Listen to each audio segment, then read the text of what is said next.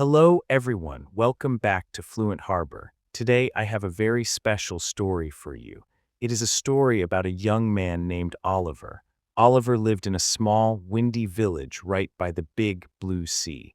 The waves were loud, but Oliver's dreams were even louder. He was 20 years old. He lived in a tiny house with his mother, Mary, and his little brother, Toby. Life was very hard for them. His mother worked all day, washing heavy clothes for rich families. His little brother, Toby, was only 8 years old and looked at Oliver like he was a hero.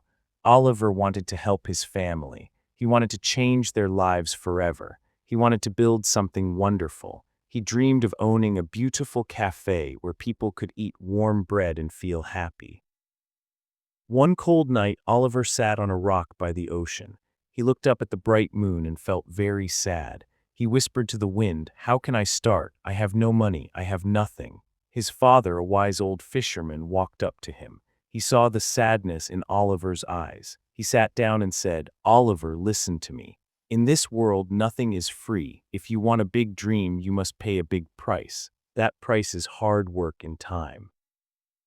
Oliver thought about those words all night long. The next morning, he had a plan. In their village, there was no place to buy fresh, sweet cakes. Oliver decided he would bring the bakery to the village, but he had a huge problem. He did not have an oven. He did not have flour. He did not even have sugar. He went to see an old man named Captain Barnaby. Barnaby was a grumpy man who lived in a tall, lonely lighthouse. Oliver knocked on the heavy wooden door. "Captain Barnaby," Oliver said with a brave voice, "I want to sell your famous rolls in our village, but I have no money to buy them today." The old captain looked at Oliver with sharp gray eyes. "Why should I trust you?" he asked. Oliver stood very tall. "Because I am not afraid of hard work," Oliver replied. "Give me one chance. I will sell the rolls, bring you your money, and keep only a few coins for my family." Captain Barnaby stayed silent for a long time. Finally, he spoke. "Fine," he said. "I will give you 10 rolls today. If you do not bring back the money by sunset, do not ever come back to this lighthouse."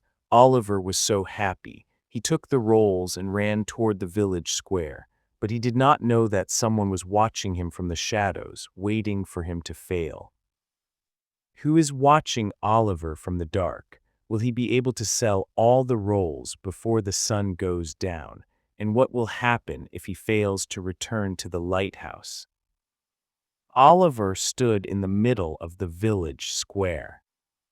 He held a basket of warm, sweet rolls. He felt nervous, and his hands were shaking a little bit. But then he remembered his mother's tired hands and his father's words. He took a deep breath, smiled, and shouted, "Fresh rolls, made with love, come and try them." At first, nobody stopped. People were busy and walked past him quickly. But Oliver did not give up.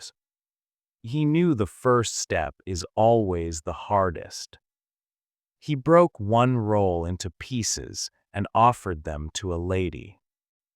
"Please try a sample. It is free to taste," Oliver said softly with a kind look. The lady took a bite and her eyes went wide. "Oh my, this is delicious," she cried out. Soon more people began to gather. They smelled the sweet bread and wanted to try some. By noon, all 10 rolls were gone. Oliver's pocket was full of shiny silver coins. He felt like he was flying. His dream was coming true. But then he saw Julian. Julian was the son of a very rich merchant. He wore expensive clothes and had a mean smile. "Do not be too happy, Oliver," Julian whispered in a cold voice. "Selling rolls is easy, but building a real business, that is for men with lots of money. It is not for a boy like you." Oliver did not answer him. He ran back to the lighthouse and gave the money to Captain Barnaby. The old man counted the coins very slowly. "You are on time," the captain said. "And you have all the money. Very good." Oliver looked at him. "I want to bake my own bread so I can help my family more." Barnaby laughed. "Baking is not a game, boys. You must wake up when the stars are still out. Your hands will burn. Success is not a gift, it is a trade. You give your sweat and you get your skill. Are you ready?" Oliver nodded and said, "I am ready." For 3 weeks he worked harder than ever. He woke up at 3 in the morning. He learned how to mix flour and knead dough. At first he made mistakes. Sometimes the bread was hard like a rock. But he never stopped. He knew that nothing is free. One morning, Oliver arrived at the square with his own perfect bread. But something was wrong.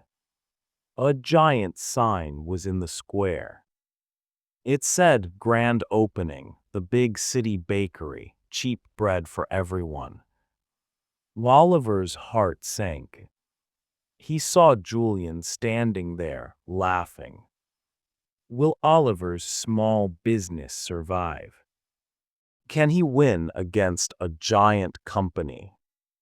The big city bakery was beautiful. It had shiny glass windows and bright red signs. They sold their bread for only 1 penny. Soon, Oliver's customers began to leave him. "I am so sorry, Oliver," a kind neighbor said, "but your bread is 2 pennies. The big shop is just cheaper." Oliver felt a heavy stone in his chest. He looked at his small wooden cart. It looked old and sad next to the shiny, new shop. Julian stood in front of the big city bakery every single day. He would laugh and say, "See, money always wins. You should just give up, Oliver. Go back to washing clothes with your mother." Oliver went to the lighthouse to see Captain Barnaby. "The big shop is taking everything," Oliver said, his voice shaking. Maybe I should just quit." Barnaby looked out at the dark, restless ocean. "The ocean does not stop just because a big ship passes by," the captain said. "It stays the same. The big shop has cheap bread, but they do not have a soul. They do not know these people. They do not even know their names. Remember, Oliver, nothing in life is free. If you want their trust, you must earn it with more than just a low price." That night, a terrible storm hit the village. The wind howled like a hungry wolf. Huge waves crashed into the streets. The main road to the city was flooded with water. No one could get in and no one could get out. The big city bakery ran out of flour very quickly. Because they only cared about money, they locked their doors. "We have nothing to sell," they shouted at the cold, wet people outside. "Go away." Oliver's house was cold, but he had a small bag of flour and a tiny stone oven. His mother, Mary, stayed up with him. "The neighbors are hungry, Oliver," she whispered.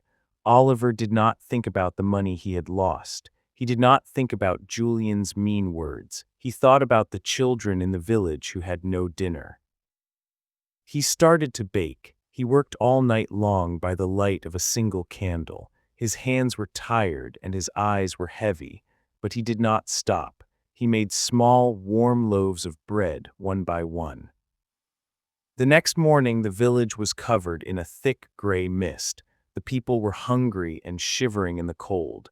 Suddenly, they smelled something wonderful. It was the smell of fresh bread coming from Oliver's tiny kitchen. He opened his door and began to hand out the bread. He didn't ask for a single penny.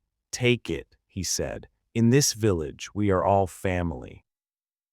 The people were amazed. Even Julian was standing in the rain, looking hungry. But just as the sun began to peek through the clouds, A loud, terrifying crack came from the roof of Oliver's house. The roof crashed down with a deafening bang. Dust and smoke filled the air. Oliver coughed and looked at his small kitchen. It was a complete mess. His tiny stone oven, the heart of his dream, was crushed under a heavy wooden beam. He fell to his knees in the mud. "Everything is gone," he cried, his voice breaking. "I worked so hard, but the storm took everything away." His mother knelt beside him and hugged him tightly. "The house is broken, Oliver, but your spirit is not," she said softly. "Look behind you." Oliver turned around and blinked. He couldn't believe his eyes. There were dozens of people. The villagers were standing in the rain, carrying hammers, wood, and heavy stones. The village leader stepped forward. "Oliver," he said firmly, "when the big shop closed its doors, you opened your heart. You gave us bread when you had almost nothing left. Now it is our turn to help you." Everyone started working together. The fishermen brought strong ropes from their boats. The builders brought new, sturdy bricks. Even the children helped by clearing the broken wood from the floor. Julian watched from the window of his big, empty shop. He was silent. He had more money, but Oliver had something that money could never buy: respect, loyalty, and love. Julian's father looked at his son and sighed. "You see, Julian, you can buy a building, but you cannot buy a community." In just a few weeks, the house was fixed, but it wasn't just a house anymore. It was a beautiful, bright bakery with a wooden sign that read, "Oliver's Harbor Bakes ****." Captain Barnaby walked down from his lighthouse, leaning on his cane. He was actually smiling. "I am retired now," the captain said, "and I think this shop needs an old teacher to help the young owner." The big city bakery eventually closed its doors.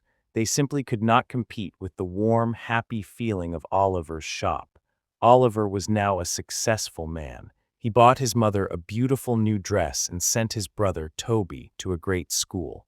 One evening, Oliver stood by the sea again. He was no longer a worried boy. He was a man who had earned his dream through sweat and kindness. He looked at the crowd gathered near his shop and said, "Remember, my friends, dreams are not free. They cost many nights of sleep and many days of exhausted work. But if you give your best to the world will give its best back to you. Never give up. Every challenge is just a step to something greater."